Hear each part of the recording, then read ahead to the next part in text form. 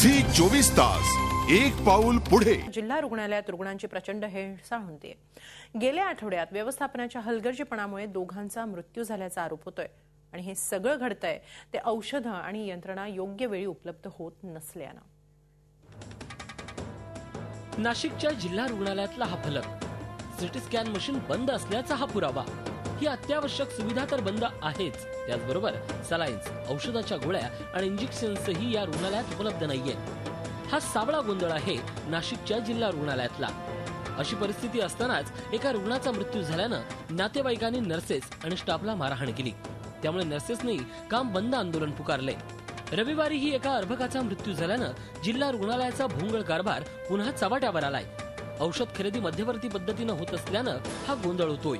नेमके महत्वाचे जे औषधं पाहिजे ते इथं उपलब्ध नाहीये आणि साधा कमी आहे, आमच्याकडे हा स्टॉक नाहीये।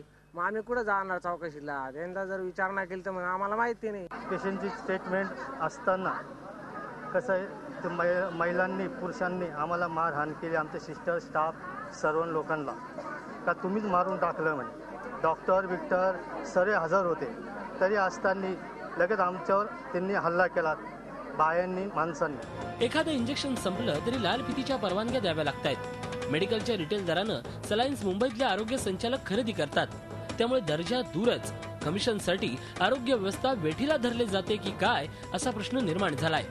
आरोग्य खात्याचा आरोग्य मंत्री काँग्रेसचे आहेत आणि DMRचे राष्ट्रवादीचे आहेत। याचे भांडण आरोग्य खात्यात ना आणता त्यांना बाहेरच मिटावा व जनतेचं आरोग्य चांगले कसे राहील याकडे दोघांनी लक्ष पुरवावे। रुग्णालयाच्या हलगर्जीपणामुळे आतापर्यंत दोघांचा बळी गेल्याचा आरोप होतोय।